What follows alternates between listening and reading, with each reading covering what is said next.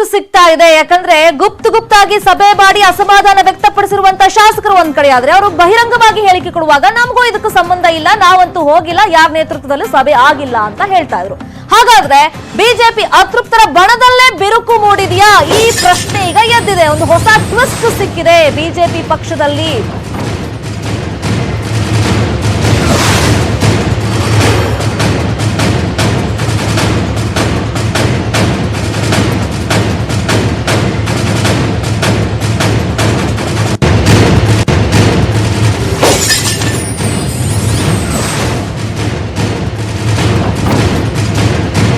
BJP ಅತೃಪ್ತರ ಬಣದಲ್ಲೇ ಹಾಗಾದ್ರೆ ಬಿರುಕು ಮೂಡಿದ್ಯಾ?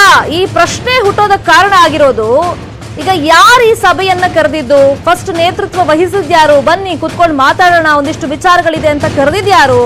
BJP ಬಂಡಾಯ ಬಣದ ನಾಯಕರು ಕೋತಾ ಅಂತ ಕುದಿತಾ ಇದ್ದಾರೆ. ಇಲ್ಲಿ ಒಬ್ಬ ನಾಯಕ ಅಂತಂದ್ರೆ ಈಗ ಡಬಲ್ ಗೇಮ್ ಆಡ್ತಾ ಇದ್ದಾರೆ. ಹಾಗಾದ್ರೆ ಮುರುಗೇಶ್ ನಿರಾಣಿ ಅನ್ನೋ ಪ್ರಶ್ನೆ ಏನಿದೆ, ಬಂಡಾಯ ಸಭೆ ಹುಟ್ಟುಹಾಕಿದ್ದೆ ನಿರಾಣಿಯಂತೆ ಆ ಚರ್ಚೆಗಳಾಗ್ತಾ ಇದೆ. ಬಂಡಾಯ ಬಣದಲ್ಲಿ ನಾನಿಲ್ಲ ಅಂತಲೇ ಹಾಗಾದ್ರೆ ನಿರಾಣಿ ಗೇಮ್ ಆಡ್ತಾ ಇದ್ದಾರಾ? ಕತ್ತಿ ನಿವಾಸದಲ್ಲಿ ನಡೆದಂತ ಸಭೆಗೆ ಕಾರಣನೇ ನಿರಾಣಿಯಂತೆ. ಸೊ ಈ ವಿಚಾರ ಈಗ ಹೊಸದಾಗಿ ಗೊತ್ತಾಗ್ತಾ ಇದೆ. ಕಳೆದ ಬಾರಿ ಶೆಟ್ಟರ್ ಮನೆಯಲ್ಲಿನ ಸಭೆಗೂ ಕೂಡ ಇದೇ ನಿರಾಣಿನೇ ಕಾರಣವಾಗಿದ್ದಂತೆ. ಸಿಎಂ ಬಳಿ ಮಾತ್ರ ತಮಗೂ ಸಭೆಗೂ ಸಂಬಂಧ ಇಲ್ಲ ಅಂತ ನಿರಾಣಿ ಕೇಳಿದ್ರೆ ಹೇಳ್ತಾ ಇದ್ದಾರಂತೆ. ಯಾಕಂದ್ರೆ ಆಪ್ತ ವಲಯದಲ್ಲಿ ಅವರು ಕೂಡ ಗುರುತಿಸ್ಕೊಂಡಿದ್ದಾರೆ, ಯಡಿಯೂರಪ್ಪ ಅವರ ಆಪ್ತ ವಲಯದಲ್ಲಿ. ಈಗ ಅವರು ಕೂಡ ಸಭೆಯಲ್ಲಿ ಪಾಲ್ಗೊಂಡಿದ್ದಾರೆ ಅಂತ ಮೊನ್ನೆಯಿಂದ ಚರ್ಚೆ ಆಗುವಾಗ ಇದಕ್ಕೆ ನನಗೂ ಸಂಬಂಧ ಇಲ್ಲ ಅಂತ ಹೇಳ್ಕೊಳ್ತಾ ಇದ್ದಾರೆ. ಆದ್ರೆ ಡಬಲ್ ಗೇಮ್ ಆಡ್ತಾ ಇದ್ದಾರೆ ಇಲ್ಲಿ. ಹಂಗಾದ್ರೆ ಹೊಸದೊಂದು ಚರ್ಚೆ ಈ ವಿಚಾರವಾಗಿ ನಡೀತಾ ಇದೆ. ಸಿಎಂ ಬಳಿ ತಮ್ಮ ಫೈಲ್ಗಳನ್ನ ಕ್ಲಿಯರ್ ಮಾಡಿಸ್ಕೊಳ್ತಾ ಇದ್ದಾರಂತೆ. ನಿರಾಣಿ ವಿರುದ್ಧ ಯತ್ನಾಳ್, ಉಮೇಶ್ ಕತ್ತಿ ತೀವ್ರ ಅಸಮಾಧಾನವನ್ನು ವ್ಯಕ್ತಪಡಿಸಿದ್ದಾರೆ. ಆ ಫೋಟೋ ನಾವು ಗಮನಿಸ್ತಾ ಇದ್ದೀವಿ. ಮುರುಗೇಶ್ ನಿರಾಣಿ ಇದ್ದಾರೆ, ಉಮೇಶ್ ಕತ್ತಿ ಇದ್ದಾರೆ, ಹಾಗೇನೆ ರಾಮದಾಸ್ ಅವರು ಕೂಡ ಇದ್ದಾರೆ. ಈ ಹಿಂದೆ ಶೆಟ್ಟರ್ ನಿವಾಸದಲ್ಲೂ ಕೂಡ ಸಭೆಯಾಗಿತ್ತು. ಆ ಸಭೆಯ ನೇತೃತ್ವವನ್ನ ವಹಿಸಿದ್ದು ಕೂಡ ಇದೇ ಮುರುಗೇಶ್ ನಿರಾಣಿ ಅಂತ ಹೇಳಲಾಗ್ತಿದೆ. ಈಗ ಮತ್ತೊಂದು ಸಭೆಯನ್ನ ಮಾಡಿದ್ದಾರೆ, ಅಲ್ಲಿ ಮುರುಗೇಶ್ ನಿರಾಣಿ ಕೂತಿದ್ದಾರೆ. ಈ ಕಡೆ ಸೈಡ್ ಅಲ್ಲಿ ನೋಡಿದ್ರೆ ಉಮೇಶ್ ಕತ್ತಿ ಮತ್ತೆ ರಾಮದಾಸ್ ಕೂತ್ಕೊಂಡಿದ್ದಾರೆ. ಹಾಗಾದ್ರೆ ಈ ಬಂಡಾಯ ಸಭೆಯ ರೂವಾರಿ ನಿರಾಣಿ ಆಗ್ಬಿಟ್ರಾ? ಸಿಎಂ ಕೇಳಿದ್ರೆ ನನಗೂ ಇದಕ್ಕೆ ಸಂಬಂಧ ಇಲ್ಲ ಅಂತ ಹೇಳ್ತಿದ್ದಾರೆ. ಬಟ್ ತಮ್ಮ ಕ್ಷೇತ್ರದ ಫೈಲ್ಸ್ ಗಳನ್ನೆಲ್ಲ ನೀಟಾಗಿ ಕ್ಲಿಯರ್ ಮಾಡ್ಕೊಳ್ತಾ ಇದ್ದಾರೆ, ಸಹಿ ಹಾಕಿಸ್ಕೊಳ್ತಾ ಇದ್ದಾರೆ. ಹಾಗಾದ್ರೆ ಡಬಲ್ ಗೇಮ್ ಮಾಡ್ತಾ ಇದ್ದಾರಾ? ನಾನು ಆ ಕಡೆನೂ ಇದ್ದೀನಿ, ಈ ಕಡೆನೂ ಇದೀನಿ ಅನ್ನೋ ತರ ಬಿಂಬಿಸ್ಕೊಳ್ತಾ ಇದ್ದಾರಾ? ಸೊ ಈ ವಿಚಾರವಾಗಿ ಈಗ ಹೊಸ ಟ್ವಿಸ್ಟ್ ಸಿಕ್ಕಿದೆ, ಚರ್ಚೆಗಳು ಆಗ್ತಾ ಇದೆ. ಹಂಗಾದ್ರೆ ಈಗ ಬಂಡಾಯ ನಾಯಕರಲ್ಲೇ ಯಾವ ತರ ಇವಾಗ ಈ ಒಂದು ಅಸಮಾಧಾನಕ್ಕೆ ಕಾರಣವಾಗಿದೆ ಅಂತಂದ್ರೆ, ಸೊ ಇಲ್ಲೂ ಸಭೆ ಮಾಡ್ತಾರೆ, ಅಲ್ಲೂ ಚೆನ್ನಾಗಿದ್ದಾರೆ ಯಡಿಯೂರಪ್ಪ ಅವ್ರ ಹತ್ರ. ಸೊ ಈ ವಿಚಾರವಾಗಿ ಇದೀಗ ಯತ್ನಾಳ್ ಹಾಗೇನೆ ಉಮೇಶ್ ಕತ್ತಿಗೂ ಕೂಡ ತೀವ್ರ ಅಸಮಾಧಾನ ಮುರುಗೇಶ್ ನಿರಾಣಿ ವಿರುದ್ಧ ವ್ಯಕ್ತಪಡಿಸ್ತಾ ಇದ್ದಾರಂತೆ. ಇದೇ ವಿಚಾರವಾಗಿ ಮತ್ತಷ್ಟು ಮಾಹಿತಿಯನ್ನು ಕೊಡ್ತಾರೆ. ನೇರ ಸಂಪರ್ಕದಲ್ಲಿ ಜಾಯಿನ್ ಆಗಿದ್ದಾರೆ ನಮ್ಮ ರಿಪೋರ್ಟರ್ ಶ್ರೀನಿವಾಸ್ ಹಲ್ಕಟ್ಟಿ. ಶ್ರೀನಿವಾಸ್ ಹಲ್ಕಟ್ಟಿ, ಬಹಳಷ್ಟು ಟ್ವಿಸ್ಟ್ ಮೇಲೆ ಟ್ವಿಸ್ಟ್ ದಿನ ಕಳೆದಂತೆ ಈ ಒಂದು ಬಂಡಾಯ ಶಾಸಕರ ಸಭೆ ವಿಚಾರವಾಗಿ ಸಿಗ್ತಾ ಇದೆ. ಹಾಗಾದ್ರೆ ಈ ನೇತೃತ್ವ ವಹಿಸಿದ್ಯಾರು? ಹಂಗಾದ್ರೆ ಸೊ ಇವಾಗ ಹೊಸದಾಗಿ ಹೆಸರು ಕೇಳಿ ಬರ್ತಿರೋದು ಮುರುಗೇಶ್ ನಿರಾಣಿ ಅಂತ. ಈ ಫೋಟೋ ಬಗ್ಗೆ ಏನೆಲ್ಲ ಇನ್ಫಾರ್ಮೇಶನ್ ಸಿಕ್ಕಿದೆ ಹಂಗಾದ್ರೆ ಶ್ರೀನಿವಾಸ್ ಹಲ್ಕಟ್ಟಿ?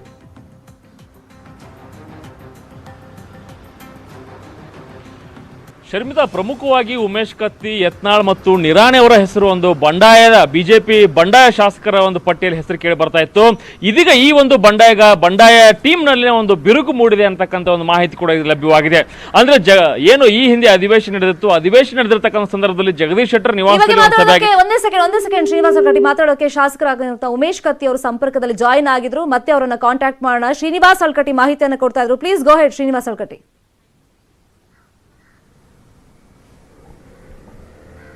ಪ್ರಮುಖವಾಗಿ ಜಗದೀಶ್ ಶೆಟ್ಟರ್ ನಿವಾಸದಲ್ಲಿ ಇರತಕ್ಕಂಥ ಸಭೆಗೂ ಕೂಡ ಒಂದು ಮುರುಗೇಶ್ ನಿರಾಣಿ ಕಾರಣರಾಗಿದ್ರು ಅಂತಕ್ಕಂಥ ಒಂದು ಮಾತು ಕೂಡ ಕೇಳಿ ಬರ್ತಾ ಇದೆ. ಆದ್ರೆ ಮೊನ್ನೆ ಗುರುವಾರ ಏನು ಉಮೇಶ್ ಕತ್ತಿ ಅವರ ನಿವಾಸದಲ್ಲಿ ಸಭೆ ಆಗಿತ್ತು, ಆ ಸಭೆಯಲ್ಲಿ ಮಾತ್ರ ಮುರುಗೇಶ್ ನಿರಾಣಿ ಇರಲಿಲ್ಲ. ಉಳಿದ 2-3 ಸಭೆಗಳಲ್ಲೂ ಕೂಡ ಮುರುಗೇಶ್ ನಿರಾಣಿ ಇದ್ರು. ಆದ್ರೆ ಏಕಾಏಕಿ ಮುರುಗೇಶ್ ನಿರಾಣಿ ಅವರು ನಾನು ಯಾವ ಬಂಡಾಯದ ಸಭೆಯಲ್ಲೂ ಕೂಡ ಪಾಲ್ಗೊಂಡಿಲ್ಲ ಅಂತಕ್ಕಂಥ ಒಂದು ಮಾತನ್ನ ಯಾಕೆ ಹೇಳ್ತಾ ಇದ್ರೆ ಅಂತಕ್ಕಂಥ ಒಂದು ಅನುಮಾನ ಇದೀಗ ಯತ್ನಾಳ್ ಮತ್ತು ಉಮೇಶ್ ಕತ್ತಿ ಅವರನ್ನ ಕಾಡ್ತಾ ಇದೆ. ಅಂದ್ರೆ ನಮ್ಮನ್ನೆಲ್ಲ ಮುಖ್ಯಮಂತ್ರಿ ಯಡಿಯೂರಪ್ಪನವರ ವಿರುದ್ಧ ಚೂ ಬಿಟ್ಟು ತಾವು ಮುಖ್ಯಮಂತ್ರಿ ಬಳಿ ಒಳ್ಳೆಯವರ ಆಗ್ತಕ್ಕಂಥ ಒಂದು ಪ್ರಯತ್ನವನ್ನ ಮುರುಗೇಶ್ ನಿರಾಣಿ ಮಾಡ್ತಾ ಇದ್ದಾರೆ. ತಮ್ಮ 100 ಕೋಟಿ ರೂಪಾಯಿ ಫೈಲ್ಗಳನ್ನ ಆ ಮೂಲಕ ಕ್ಲಿಯರ್ ಮಾಡ್ಕೋತಿದ್ದಾರೆ ಅಂತಕ್ಕಂಥ ಒಂದು ಸಿಟ್ಟು, ಒಂದು ಅಸಮಾಧಾನ ಯತ್ನಾಳ್ ಮತ್ತು ಉಮೇಶ್ ಕತ್ತಿಯದ್ದಾಗಿದೆ. ಅಂದ್ರೆ ಪದೇ ಪದೇ ನಮ್ಮನ್ನ ಮುಖ್ಯಮಂತ್ರಿ ವಿರುದ್ಧ ಎತ್ತಿ ಕಟ್ಟತಕ್ಕಂಥ ಒಂದು ಪ್ರಯತ್ನವನ್ನ ಮುರುಗೇಶ್ ನಿರಾಣಿ ಮಾಡ್ತಾ ಇದ್ದಾರೆ. ಆದ್ರೆ ಮಾಧ್ಯಮದ ಮುಂದೆ ಅಥವಾ ಬಹಿರಂಗ ಹೇಳಿಕೆ ಕೊಡೋದು ನನಗೂ ಮತ್ತು ಭಿನ್ನಮತೀಯರಿಗೂ ಯಾವುದೇ ಸಂಬಂಧ ಇಲ್ಲ, ನಾನು ಬಂಡಾಯದ ಯಾವುದೇ ಒಂದು ಸಭೆಯಲ್ಲಿ ಕೂಡ ನಾನು ಪಾಲ್ಗೊಂಡಿಲ್ಲ ಅಂತಕ್ಕಂಥದ್ದು ಮಾತನ್ನು ಕೂಡ ಹೇಳ್ತಾರೆ. ಆದರೆ ಇದೀಗ ನ್ಯೂಸ್ 18 ಕನ್ನಡಕ್ಕೆ ಸಿಕ್ಕಿರ್ತಕ್ಕಂಥ ಒಂದು ಫೋಟೋವನ್ನು ನಾವು ನೋಡೋದಾದ್ರೆ ಅದರಲ್ಲಿ ಉಮೇಶ್ ಕತ್ತಿ ಮತ್ತು ಮುರುಗೇಶ್ ನಿರಾಣಿ ಹಾಗೂ ರಾಮದಾಸ್ ಇದ್ದಾರೆ. ಇದು ಹಿಂದೆ ನಡೆದಿರತಕ್ಕಂಥ ಒಂದು ಸಭೆ ಅಂತ ಹೇಳ್ಬೋದು. ಅಂದ್ರೆ ಇಷ್ಟೆಲ್ಲ ಮುರುಗೇಶ್ ನಿರಾಣಿ ಮಾಡಿಯೂ ಕೂಡ ತಾವು ಯಾಕೆ ಈ ಒಂದು ಸಭೆಯಲ್ಲಿ ಪಾಲ್ಗೊಂಡಿಲ್ಲ, ಬಂಡಾಯಗಳ ಜೊತೆ ನಾನು ಗುರುತಿಸಿಕೊಂಡಿಲ್ಲ ಅಂತಕ್ಕಂಥ ಒಂದು ಮಾತನ್ನು ಯಾಕೆ ಹೇಳ್ತಾ ಇದ್ದಾರೆ ಅಂದ್ರೆ ಅವ್ರ ಫೈಲ್ಗಳನ್ನ ಕ್ಲಿಯರ್ ಮಾಡಬೇಕು, ತಾವು ಮುಖ್ಯಮಂತ್ರಿ ಯಡಿಯೂರಪ್ಪನವ್ರ ಜೊತೆ ಒಳ್ಳೆಯವರು ಅನಿಸ್ಕೋಬೇಕು ಅಂತಕ್ಕಂಥ ಒಂದು ಕಾರಣದಿಂದಾಗಿ ಈ ರೀತಿ ವರ್ತನೆ ಮಾಡ್ತಾ ಇದ್ದಾರೆ ಅಂತಕ್ಕಂಥ ಒಂದು ಅಸಮಾಧಾನ ಉಮೇಶ್ ಕತ್ತಿ ಅವರದ್ದಾಗಿದೆ ಮತ್ತು ಯತ್ನಾಳ್ ಅವರದ್ದಾಗಿದೆ ಅಂತಕ್ಕಂಥ ಮಾತುಗಳು ಕೂಡ ಕೇಳಿ ಬರ್ತಾ ಇದೆ. ಶರ್ಮಿತಾ, ಶ್ರೀನಿವಾಸ್ ಹಲ್ಕಟ್ಟಿ, ಇಲ್ಲಿ ತುಂಬಾ ಗೊಂದಲಗಳಾಗ್ತಿದೆ, ಕನ್ಫ್ಯೂಷನ್ಸ್ ಕ್ರಿಯೇಟ್ ಆಗ್ತಿದೆ. ಯಾಕಂದ್ರೆ ಗುಪ್ತ ಸಭೆ ಮಾಡಿದ್ದು ಹೌದು ಅಂತ ಕೆಲವರು ಹೇಳಿದ್ರು ಕೂಡ ನಾವೇನೋ ಕ್ಯಾಶುಯಲ್ ಆಗಿ ಮಾತಾಡ್ಕೊಳ್ವಿ, ಕೊರೋನಾ ವಿಚಾರವಾಗಿ ಮಾತಾಡ್ಕೊಂಡ್ವಿ, ಅದ್ ಬಿಟ್ಬಿಟ್ಟು ಈಗ ಬಂಡಾಯದ ವಿಚಾರ ಇರ್ಬೋದು, ಸಚಿವ ಸಂಪುಟದಲ್ಲಿ ಸ್ಥಾನ ಕೊಡೋದು ವಿಚಾರ ಯಾವುದು ಕೂಡ ಚರ್ಚೆಗೆ ಬಂದಿಲ್ಲ ಅಂತ ಕೆಲವರು ಹೇಳ್ತಿದ್ರು. ಬಟ್ ಯಾರ ನೇತೃತ್ವದಲ್ಲಿ ಆಗಿದೆ ಸಭೆ, ಯಾರ ಮನೇಲಿ ಆಗಿದೆ, ಅದಿನ್ನೂ ನಿಗೂಢವಾಗಿ ಉಳಿದ್ಬಿಟ್ಟಿದೆ.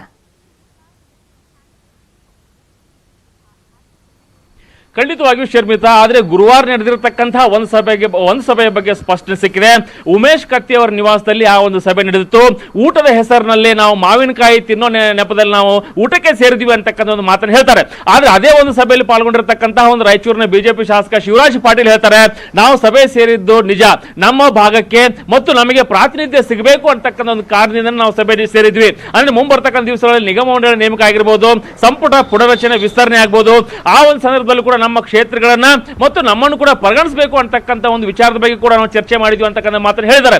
ಆದ್ರೆ ಉಮೇಶ್ ಕತ್ತಿ ಅವರನ್ನು ಮಂತ್ರಿ ಸ್ಥಾನ ಸಿಗಬೇಕು, ನನ್ನ ಸಹೋದರನಿಗೆ ರಾಜ್ಯಸಭೆ ಸ್ಥಾನ ಸಿಗಬೇಕು ಅಂತಕ್ಕಂಥ ಒಂದು ಒತ್ತಾಯವನ್ನ ಕೂಡ ಆ ಸಭೆಯಲ್ಲಿ ಮಾಡಿದ್ದಾರೆ. ಅಂದ್ರೆ ಗುರುವಾರ ನಡೆದಿರತಕ್ಕಂಥ ಸಭೆ, ಉಮೇಶ್ ಕತ್ತಿ ಅವರ ನೇತೃತ್ವದಲ್ಲಿ ನಡೆದಿರತಕ್ಕಂಥ ಸಭೆ, ಜಗದೀಶ್ ಶೆಟ್ಟರ್ ನಿವಾಸದಲ್ಲಿ ನಡೆದಿರತಕ್ಕಂಥ ಸಭೆ, ಏನು ಸಿಎಂ ರಾಜಕೀಯ ಕಾರ್ಯದರ್ಶಿಯಾಗಿ ನೇಮಕಗೊಂಡಿದ್ದಾರೆ ಸಂತೋಷ್ ಅವರೇ ಆ ಸಭೆ ರೂವಾರಿ ಅಂತಕ್ಕಂಥ ಒಂದು ಮಾತುಗಳು ಕೂಡ ಕೇಳಿ ಬರ್ತಾ ಇತ್ತು. ಆದ್ರೆ ಮುರುಗೇಶ್ ನಿರಾಣಿ ಕೂಡ ಜಗದೀಶ್ ಶೆಟ್ಟರ್ ನಿವಾಸದಲ್ಲಿ ಇರತಕ್ಕಂಥ ಸಭೆಯಲ್ಲಿ ಪಾಲ್ಗೊಂಡಿದ್ರು.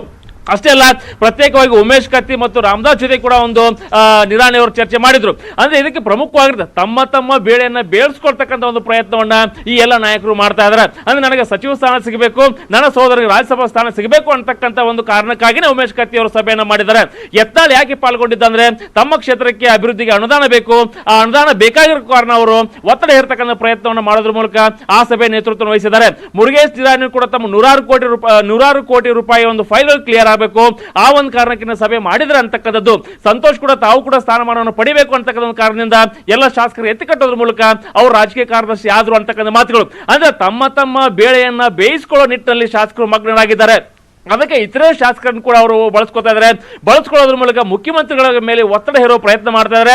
ತಮ್ಮ ಕೆಲಸಗಳನ್ನ ಮಾಡಿಸ್ಕೊಳ್ತಕ್ಕಂಥ ಒಂದು ಸಂಚು, ಒಂದು ತಂತ್ರಗಾರಿಕೆ ಈ ನಾಯಕರದ್ದಾಗಿದೆ ಅಂತ ಹೇಳ್ಬೋದು. ಶರ್ಮಿತಾ, ಮತ್ತೊಂದು ವಿಚಾರ, ಈ ಒಂದು ಫೋಟೋ ಗಮನಿಸಿದಾಗ ಅನ್ಸೋದು ಶ್ರೀನಿವಾಸ್ ಹಲ್ಕಟ್ಟಿ, ಈಗ ಇವ್ರ ಪ್ಲಾನ್ ಏನಿರ್ಬೋದು ಮುರುಗೇಶ್ ನಿರಾಣಿದು? ಯಾಕಂದ್ರೆ ಈಗ ಅತಿ ಬುದ್ಧಿವಂತಿಕೆಯಿಂದ ಒಂದೇ ಕಲ್ಲಲ್ಲಿ 2 ಹಕ್ಕಿ ಹೊಡೆಯಕ್ ಹೋಗ್ತಾ ಇದ್ದಾರಾ, ಅಥವಾ ದುಡುಕು ನಿರ್ಧಾರದಿಂದ 2 ದೋಣಿ ಮೇಲೆ ಕಾಲಿಟ್ಟು ಏನಾದ್ರು ಅವಾಂತರ ಮಾಡ್ಕೊಳಕ್ ಹೋಗ್ತಾ ಇದಾರಾ? ಏನ್ ಅನ್ಸುತ್ತೆ?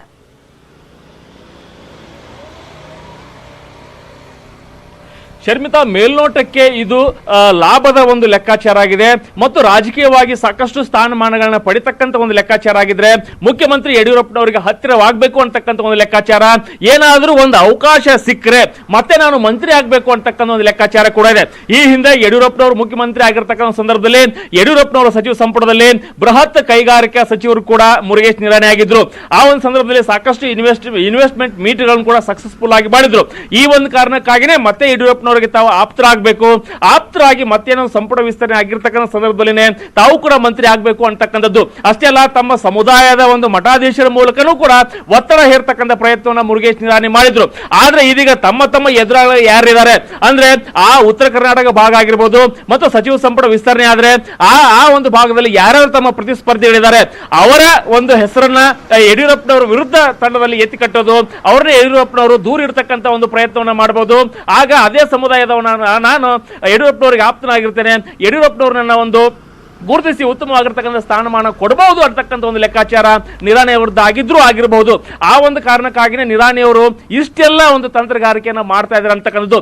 ಇದಕ್ಕೆ ಎಚ್ಚೆತ್ತುಕೊಂಡಿರ್ತಕ್ಕಂಥ ಉಮೇಶ್ ಕತ್ತಿ ಆಗಿರ್ಬೋದು, ಯತ್ನಾಳ್ ಆಗಿರ್ಬೋದು, ಇತರೆ ಶಾಸಕರು ನಿರಾಣಿ ಅವರು ನಮಗೆ ಧೋಖಾ ಮಾಡ್ತಾ ಇದ್ದಾರೆ ಅಂತಕ್ಕಂಥ ಒಂದು ಮಾತನ್ನ ಅವರ ಒಂದು ಆಪ್ತ ವಲಯದಲ್ಲಿ ಹೇಳ್ತಾ ಇದ್ದಾರೆ ಅಂತಕ್ಕಂಥ ಮಾಹಿತಿ ಕೂಡ ಲಭ್ಯವಾಗಿದೆ. ಶರ್ಮಿತಾ, ಥ್ಯಾಂಕ್ ಯು ಶ್ರೀನಿವಾಸ್ ಹಲ್ಕಟ್ಟಿ ತಮ್ಮೆಲ್ಲ ಇನ್ಫಾರ್ಮೇಶನ್ಗೆ.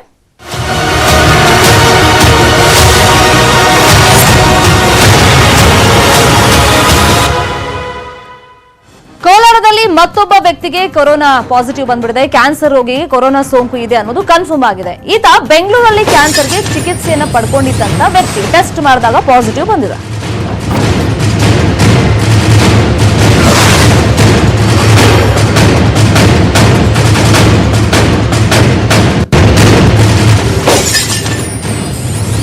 ಸೋಂಕಿತ ಇದ್ದಂತಹ ಗೌರಿಪೇಟೆ ಬಡಾವಣೆಯನ್ನ ಕಂಟೈನ್ಮೆಂಟ್ ಝೋನ್ ಅಂತ ಡಿಕ್ಲೇರ್ ಮಾಡಿದ್ದಾರೆ.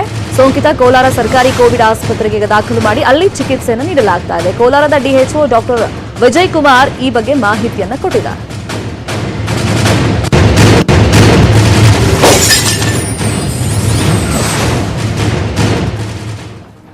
ಇನ್ನು ಈತ ಬೆಂಗಳೂರಲ್ಲಿ ಚಿಕಿತ್ಸೆಯನ್ನ ಪಡ್ಕೊಂಡಿದ್ದ. ಬೆಂಗಳೂರಿನ HCG ಆಸ್ಪತ್ರೆಯಲ್ಲಿ ಕ್ಯಾನ್ಸರ್ಗೆ ಟ್ರೀಟ್ಮೆಂಟ್ ಅನ್ನ ಪಡ್ಕೊಳ್ತಾ ಇದ್ದು ಹಡ್ಸನ್ ಸರ್ಕಲ್ ಬಳಿ ಇರುವಂತಹ HCG ಕ್ಯಾನ್ಸರ್ ಆಸ್ಪತ್ರೆಯಲ್ಲಿ ಈತ ಟ್ರೀಟ್ಮೆಂಟ್ ಅನ್ನ ಪಡ್ಕೊಳ್ತಾ ಇದ್ದ. ಅವಾಗ COVID-19 ಟೆಸ್ಟ್ ಮಾಡಿದಾಗ ಈತನಿಗೆ ಪಾಸಿಟಿವ್ ಬಂದಿರೋದು. ಪ್ರೆಸೆಂಟ್ ಈತ ಈಗ ಕೋಲಾರದಲ್ಲಿದ್ದಾನೆ. ಆತ ಅಲ್ಲಿ ವಾಸ ಮಾಡ್ತಿದ್ದಂತ ಅಂದ್ರೆ ಆ ಏರಿಯಾವನ್ನ ಕಂಟೈನ್ಮೆಂಟ್ ಝೋನ್ ಅಂತ ಈಗ ಡಿಕ್ಲೇರ್ ಮಾಡಾಗಿದೆ. ಈಗ ಟೆಸ್ಟ್ ಮಾಡಿದಾಗ ಪಾಸಿಟಿವ್ ಅಂತ ಕೂಡ ಬಂದಿರೋದ್ರಿಂದ ಸ್ವಲ್ಪ ಆತಂಕ ಆಗ್ತಾ ಇದೆ. ಮೇ 18ರಿಂದ ಈಗ ದಿನ ಬಿಟ್ಟು ದಿನ ಚಿಕಿತ್ಸೆಗೆ ಈ ವ್ಯಕ್ತಿ ಬರ್ತಾ ಇದ್ದ. ಆ ಬೆಂಗಳೂರಿನ HCG ಆಸ್ಪತ್ರೆಗೆ ಸರ್ಜರಿ ಮಾಡಬೇಕು ಅಂತ ಡಾಕ್ಟರ್ ನಿರ್ಧಾರವನ್ನು ಮಾಡ್ಕೊಂಡಿದ್ರು. ಆ ಸರ್ಜರಿಗೂ ಮುನ್ನ ಇವಾಗ ಒಂದು ಕಂಪಲ್ಸರಿ ಪ್ರೊಸೀಜರ್ ಅಂತಂದ್ರೆ ಕೊರೋನಾ ಟೆಸ್ಟ್ ಅನ್ನ ಮಾಡಿಸೋದು. ಅದರಂತೆ ಡಾಕ್ಟರ್ಸ್ ಇಲ್ಲಿ ಆಪರೇಷನ್ಗೂ ಮುಂಚೆ COVID-19 ಟೆಸ್ಟ್ ಅನ್ನ ಮಾಡಿಸಿದ್ದಾರೆ. ಗಂಟಲು ಹಾಗೇನೆ ರಕ್ತದ ಮಾದರಿಯನ್ನ ಕೊಟ್ಟಿದ್ದಾರೆ. ಕೋಲಾರಕ್ಕೆ ಈ ವ್ಯಕ್ತಿ ಹೋಗಿದ್ದಾರೆ. ಅಂದ್ರೆ ಈ COVID-19 ಟೆಸ್ಟ್ಗೆ ಏನು ಬೇಕಾಗಿತ್ತು ಸ್ಯಾಂಪಲ್ಸ್, ಆ ಸ್ವಾಬ್ ಇರ್ಬೋದು ಮತ್ತೆ ಬ್ಲಡ್ ಟೆಸ್ಟ್ ಅದೆಲ್ಲ ಮಾಡಿಸಿದ್ದಾರೆ, ಹೋಗಿದ್ದಾರೆ. ರಿಪೋರ್ಟ್ ಬರಬೇಕಾಗಿತ್ತು, ಅದಕ್ಕೋಸ್ಕರ ಊರಿಗೆ ಹೋಗ್ಬಿಟ್ಟಿದ್ದಾರೆ. ಈಗ ಈ ವ್ಯಕ್ತಿಗೆ ಕೊರೋನಾ ಸೋಂಕು ಇರೋದು ಕನ್ಫರ್ಮ್ ಆಗಿದೆ. ಈಗ ಆತನ ಸಂಪರ್ಕದಲ್ಲಿದ್ದಂತ ಒಟ್ಟು 6 ಜನರಿಗೆ ಕ್ವಾರಂಟೈನ್ ಅನ್ನ ಮಾಡಲಾಗಿದೆ. ಬಟ್ ಇಲ್ಲಿ ಇಷ್ಟೆಲ್ಲ ಆಗಿದೆ, ಆದ್ರೆ BBMP ಅವರು ಏನ್ ಮಾಡ್ತಿದ್ದಾರೆ ಅರ್ಥ ಆಗ್ತಿಲ್ಲ. HCG ಆಸ್ಪತ್ರೆಯ ಸಿಬ್ಬಂದಿಗೆ ಇನ್ನೂ ಕೂಡ ಕ್ವಾರಂಟೈನ್ ಮಾಡಿಲ್ಲ. ಇದೇ ಆಸ್ಪತ್ರೆಗೆ ಆತ ದಿನ ಬಿಟ್ಟು ದಿನ ಚಿಕಿತ್ಸೆಗೆ ಅಂತ ಬಂದು ಹೋಗಿದ್ದಾನೆ. ಆಸ್ಪತ್ರೆಯನ್ನ ಫ್ಯೂಮಿಗೇಷನ್ ಮಾಡಿಲ್ಲ, ಸ್ಯಾನಿಟೈಸ್ ಮಾಡಿಲ್ಲ, ಇದ್ಯಾವುದನ್ನು ಕೂಡ ಮಾಡದೆ BBMP ಸುಮ್ಮನೆ ಇದೆ. ಇದು ಯಾತಕ್ಕೋಸ್ಕರ? ಹಂಗಾದ್ರೆ ಕೋವಿಡ್ ಸ್ಯಾಂಪಲ್ಸ್ ಕಳಿಸಿದ ಬಳಿಕ ನಿರ್ಲಕ್ಷ್ಯ ಮಾಡ್ತಾ ಇದೆ. ಯಾತಕ್ಕೋಸ್ಕರ? ರೋಗಿಯನ್ನ ಆಸ್ಪತ್ರೆಯಲ್ಲಿ ಇರಿಸ್ಕೊಳ್ಬೇಕಾಗಿತ್ತು, ಆದ್ರೆ ಈ ರೋಗಿಯನ್ನ ಮನೆಗೆ ಕಳಿಸ್ಕೊಟ್ಟಿದ್ದಾರೆ HCGಯ ಸಿಬ್ಬಂದಿ. ಇದು ಯಾತಕ್ಕೋಸ್ಕರ ಹಂಗಾದ್ರೆ? ಬೆಂಗಳೂರಲ್ಲಿ ಕೋಲಾರದ ಸೋಂಕಿತ ಚಿಕಿತ್ಸೆನ ಪಡ್ಕೊಂಡಿದ್ದು. ಯಾಕಂದ್ರೆ ಕ್ಯಾನ್ಸರ್ ಆಸ್ಪತ್ರೆಯಲ್ಲಿ ಟ್ರೀಟ್ಮೆಂಟ್ಗೆ ಅಂತ HCG ಆಸ್ಪತ್ರೆಗೆ ಬೆಂಗಳೂರಿಗೆ ದಿನ ಬಿಟ್ಟು ದಿನ ಈತ ಬಂದಿರೋದು. ಹಡ್ಸನ್ ಸರ್ಕಲ್ ಬಳಿ ಇರುವಂತಹ HCG ಆಸ್ಪತ್ರೆಯಲ್ಲಿ ಟ್ರೀಟ್ಮೆಂಟ್ ಅನ್ನ ಪಡ್ಕೊಳ್ತಾ ಇದ್ದು.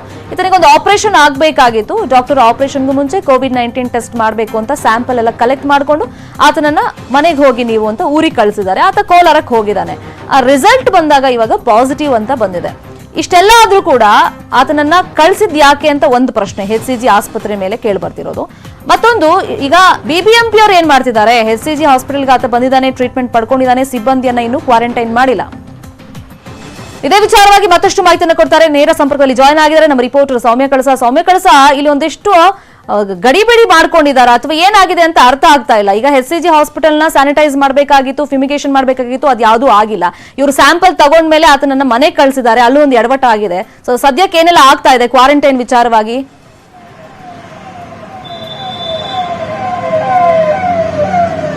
ಶರ್ಮಿತಾ, ಈ HCG ಹಾಸ್ಪಿಟಲ್ನಲ್ಲಿ ಏನು ಆ ವ್ಯಕ್ತಿ ಬಂದು ಇಲ್ಲಿ ಒಂದು ಪರೀಕ್ಷೆ ಅಂತ ಮಾಡಿಸಿ ಸ್ಯಾಂಪಲ್ ಅಂತ ಕೊಟ್ಟ ಮೇಲೆ ಆ ಸ್ಯಾಂಪಲ್ನ ರಿಸಲ್ಟ್ ಬರುವ ತನಕ ಆತನನ್ನ ಇಲ್ಲೇ ಇರಿಸ್ಕೊಳ್ಬೇಕಾಗಿತ್ತು. ಅದು ನಿಯಮ. ಪ್ರತಿಯೊಬ್ಬ ವ್ಯಕ್ತಿಗೂ ಅದೇ ಮಾಡ್ತಾ ಇರೋದು.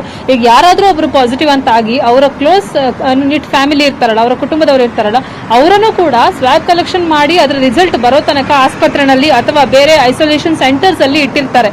ರಿಸಲ್ಟ್ ಬಂದ ಮೇಲೆ ಒಂದ್ ವೇಳೆ ಪಾಸಿಟಿವ್ ಅಂತ ಬಂದ್ಬಿಟ್ರೆ ಅವ್ರು ಅಷ್ಟರೊಳಗಡೆ ಬೇರೆ ಯಾರನ್ನಾದ್ರೂ ಮೀಟ್ ಮಾಡಿ ಅಥವಾ ಓಡಾಡಿ ಮಾಡಿದ್ರೆ ಅಲ್ಲಿ ರಿಸ್ಕ್ ಆಗುತ್ತೆ ಅಂತ. ಆದ್ರೆ ಈ ವಿಚಾರದಲ್ಲಿ ಒಂದು ದೊಡ್ಡ ಆಸ್ಪತ್ರೆ ಅದು ಹೇಗೆ ಇಷ್ಟು ದೊಡ್ಡ ಬೇಜವಾಬ್ದಾರಿತನದಿಂದ ನಡ್ಕೊಳ್ತು ಅನ್ನೋದು ಗೊತ್ತಾಗ್ತಾ ಇಲ್ಲ. ಇನ್ನೊಂದು ಹೈ ರಿಸ್ಕ್ ಪೇಷಂಟ್ಸ್ ಇರ್ತಾರೆ HCG ಹಾಸ್ಪಿಟಲ್. ಇದು ಕ್ಯಾನ್ಸರ್ ಹಾಸ್ಪಿಟಲ್. ಸೊ ಇಲ್ಲಿಗೆ ಬರುವಂತಹ ಪ್ರತಿಯೊಬ್ಬರು ಕೂಡ ಈ ಎಕ್ಸೆಂಪ್ಟೆಡ್ 4 ಕ್ಯಾಟಗರೀಸ್ ಏನಿರುತ್ತೆ ಅದರಲ್ಲಿ ಒಂದು ಕ್ಯಾಟಗರಿಗೆ ಬರುವಂತವ್ರು, ಅಂದ್ರೆ ಕ್ಯಾನ್ಸರ್ ನಿಂದ ನರಳ್ತಾ ಇರುವಂತವ್ರು ಎಲ್ಲರೂ ಕೂಡ ಹೈ ರಿಸ್ಕ್ ನ ಇರ್ತಾರೆ ಕೋವಿಡ್ ವಿಚಾರದಲ್ಲಿ. ಸೊ ಈ ಒಂದು ಎಚ್ಚರಿಕೆಯನ್ನು ಇಟ್ಕೊಂಡು ಹೆಚ್ಚು ಮುತುವರ್ಜಿಯಿಂದ ನಡ್ಕೊಳ್ಬೇಕಾಗಿದ್ದಂತ ಆಸ್ಪತ್ರೆ ಇಷ್ಟೊಂದು ಬೇಜವಾಬ್ದಾರಿತನದಿಂದ ನಡ್ಕೊಂಡಿದ್ದು ಹೇಗೆ ಅನ್ನೋದು ಗೊತ್ತಾಗ್ಲಿಲ್ಲ. ಒಂದು. ಎರಡನೇದು, ಇದೆಲ್ಲ ಆದ್ಮೇಲೆ ಕೂಡ ಇಲ್ಲಿ ಈತನ ಒಂದು ಸ್ವಾಬ್ ಸ್ಯಾಂಪಲ್ ನ ತಗೊಂಡು ಆತನನ್ನ ಮನೆಗೆ ಕಳಿಸಿ ಅದು ಪಾಸಿಟಿವ್ ಅಂತ ಬಂದ್ಮೇಲೆ ಇಲ್ಲಿನ ಆಸ್ಪತ್ರೆಯವರು BBMP ತಿಳಿಸಿದ್ದಾರೆ. ಅವರೇ ಕೋಲಾರದ DHOಗೆ ತಿಳಿಸಿರೋದು. ಅಂದ್ಮೇಲೆ BBMP ಅವರು ಯಾಕೆ ಇನ್ನೂ ಬಂದು ಫ್ಯೂಮಿಗೇಟ್ ಮಾಡೋದು, ಸ್ಯಾನಿಟೈಸ್ ಮಾಡೋದು ಮಾಡಲಿಲ್ಲ ಅನ್ನೋದು ತುಂಬಾ ದೊಡ್ಡ ಪ್ರಶ್ನೆ. ಯಾಕೋ ಎಲ್ಲರೂ ಒಳಗೆ ಸೇರ್ಕೊಂಡು ಗುಟ್ಟಾಗಿ ಏನನ್ನ ಮುಚ್ಚಿಡ್ತಾ ಇದ್ದಾರೆ ಅನ್ನುವಂತ ಅನುಮಾನ ಕಾಡ್ತಾ ಇದೆ. Sharmita, thank you Soumya Kalasa. ತಮ್ಮೆಲ್ಲ ಇನ್ಫಾರ್ಮೇಶನ್ಗೆ ಮತ್ತಷ್ಟು ಅಪ್ಡೇಟ್ಸ್ ಬ್ರೇಕ್ ಆದ್ಮೇಲೆ. Welcome back. ಪಾದರಾಯನಪುರ ವಾರ್ಡ್ ಒಂದಲ್ಲ ಒಂದು ವಿಚಾರವಾಗಿ ಕೊರೋನಾ ಬಂದಾಗಿನಿಂದ ಸುದ್ದಿ ಆಗ್ತಲೇ ಇದೆ. ಈಗ ಬಿಬಿಎಂಪಿ ಒಂದು ಎಡವಟ್ಟು ಮಾಡಿದೆ ಅಂತ ಆರೋಪ ಕೇಳಿ ಬರ್ತಾ ಇರೋದು. ಯಾಕಂದ್ರೆ ಶಾಸಕ ಜಮೀರ್ ಅಹಮದ್ ವಿಚಾರದಲ್ಲಿ ಎಡವಟ್ಟು ಮಾಡಿದೆ ಬಿಬಿಎಂಪಿ. ಬೇರೆಯವ್ರಿಗಾದ್ರೆ ಒಂದು ನ್ಯಾಯ, ಶಾಸಕರಿಗೆ ಮತ್ತೊಂದು ನ್ಯಾಯನ. ಹಾಗಾದ್ರೆ ರೂಲ್ಸ್ ಎಲ್ರಿಗೂ ಒಂದೇ ತಾನೆ?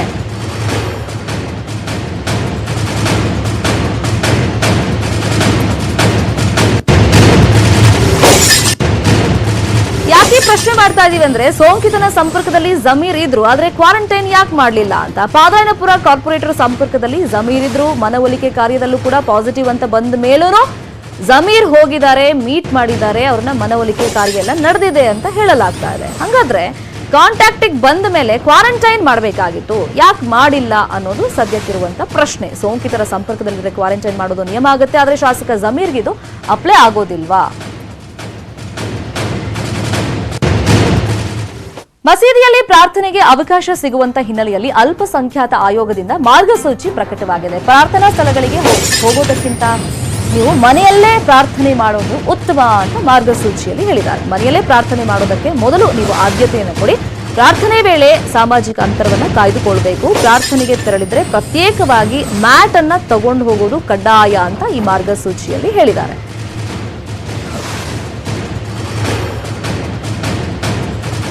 ಈಗ ಮನೆನೇ ಜಾಸ್ತಿ ಪ್ರಿಫರ್ ಮಾಡಿ ಅಂತ ಹೇಳಿರೋದು ಮಾರ್ಗಸೂಚಿಯಲ್ಲಿ. ಒಂದು ವೇಳೆ ನೀವು ಪ್ರಾರ್ಥನಾ ಮಂದಿರಕ್ಕೆ ಹೋಗಿ ಅಲ್ಲೇ ಪ್ರಾರ್ಥನೆ ಮಾಡಬೇಕು ಅಂತ ನಿಮ್ಮ ಮನಸ್ಸಲ್ಲಿದ್ರೆ, ಸೊ ಪ್ರವೇಶಕ್ಕಿಂತ ಮುಂಚೆ ನೀವು ಟೆಸ್ಟ್ ಮಾಡಿಸಲೇಬೇಕು, ಕಡ್ಡಾಯ.